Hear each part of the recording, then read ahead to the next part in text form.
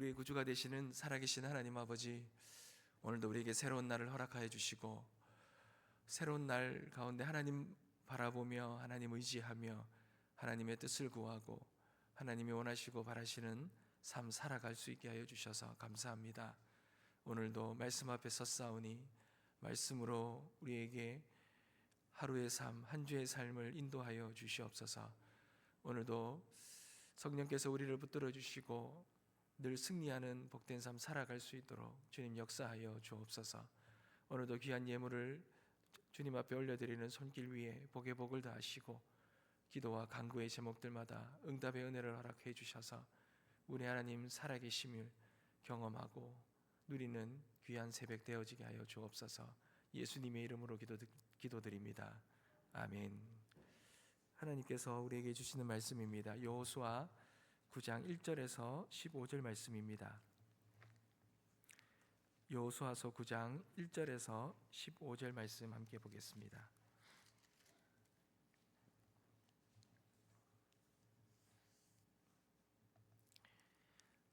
제가 먼저 읽겠습니다. 이 일 후에 요단 서쪽 산지와 평지와 레바논 앞 대해 연안에 있는 헷 사람과 아모리 사람과 가나안 사람, 브리스 사람과 히위 사람과 여부스 사람의 모든 왕들이 이 일을 듣고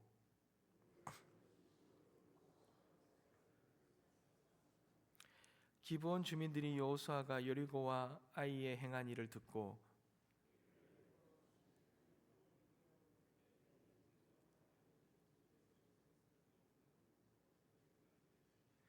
그 발에는 낡아서 기운 신을 신고 낡은 옷을 입고 다 마르고 곰팡이가 난 떡을 준비하고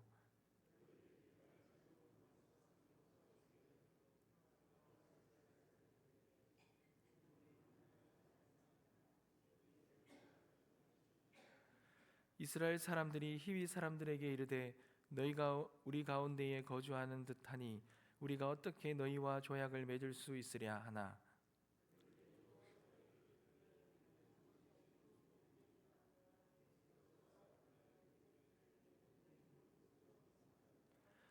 그들이 여호수아에게 대답하되 종들은 당신의 하나님 여호와의 이름으로 말미암아 심히 먼 나라에서 왔사오니 이는 우리가 그의 소문과 그의 애굽에서 행하신 모든 일을 들으며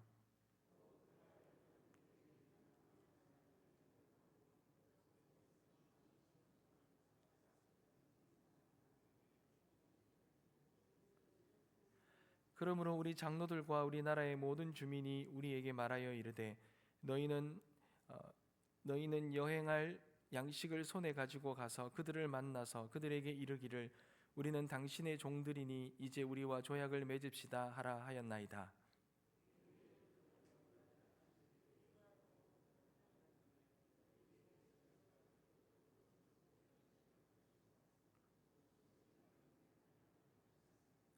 또 우리가 포도주를 담은 이 가죽 부대도 새 것이었으나 찢어지게 되었으며 우리의 이 옷과 신도 여행이 매우 길었으므로 낡아졌나이다 한지라.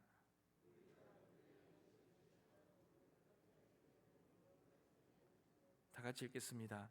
여호수아가 곧 그들과 화친하여 그들을 살리라는 조약을 맺고 회중 족장들이 그들에게 맹세하였더라. 아멘.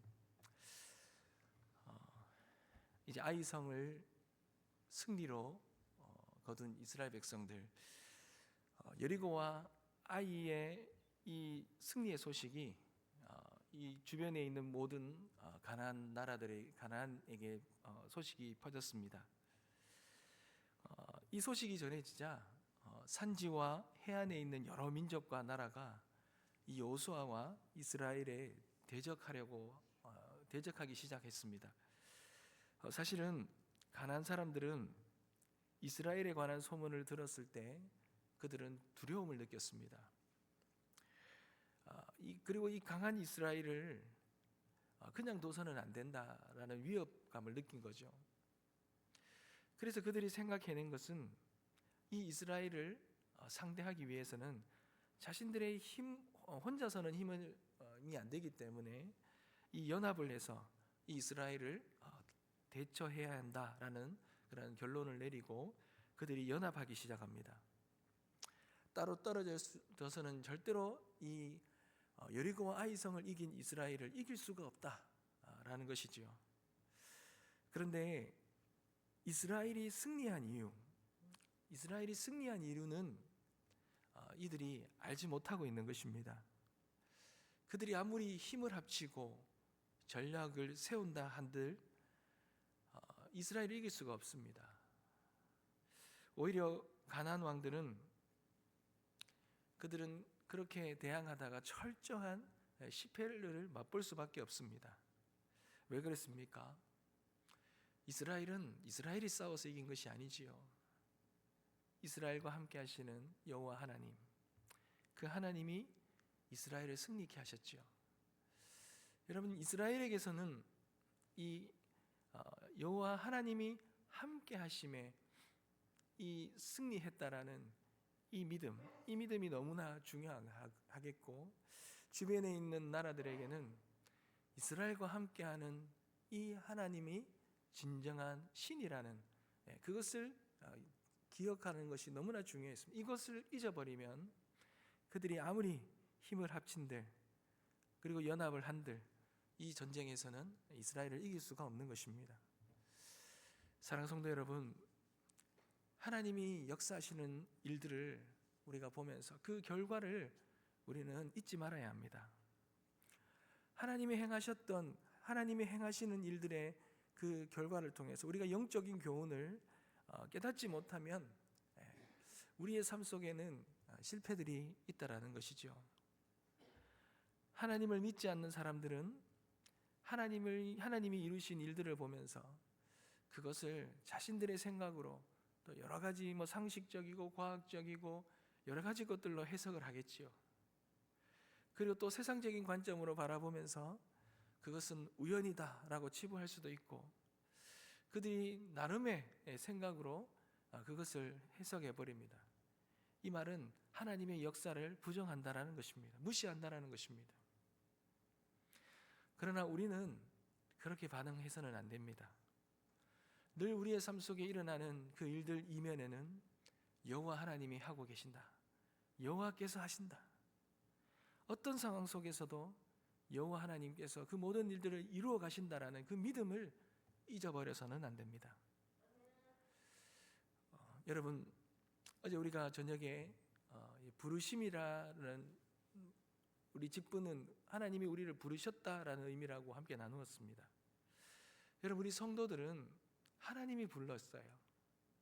우리가 혼자 나선 것이 아니라 하나님이 불러서 섰죠.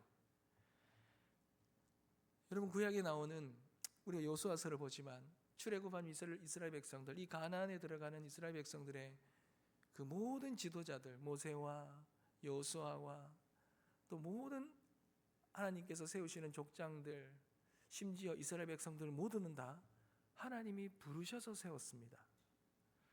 이 말은 그 이면에는 하나님이 있다라는 거죠. 부르신 자를 하나님이 지키시고 하나님께서 그 사람들의 앞길을 인도하시니 그것은 우리가 이 영적으로 살아가는 사람들에게 있어서 너무나 큰 믿음의 교훈입니다. 사랑하는 성도 여러분, 우리가 살아가는 데 있어서 하나님이 함께 하신다, 하나님이 인도하신다, 하나님이 보호하신다라는 것, 이것을 잊어버리지 마시기 바랍니다. 이것이 우리가 어떤 환경 속에서도 승리할 수 있는 비결인 것이죠.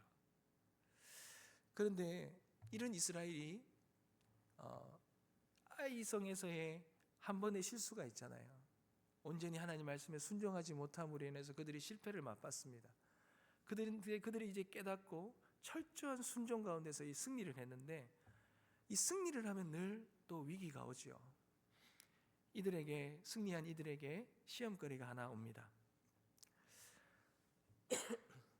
이스라엘이 아이와 여리고를 점령했다라는 소문을 들은 이제 모든 민족들이 적극적으로 이제 대적을 하겠죠. 이제 연합을 합니다. 그런데 이스라엘과 가까이 있었던 이 기브온 민족이라는 민족은 이 이스라엘에게 아주 이 치밀한 속임수를 꾀합니다.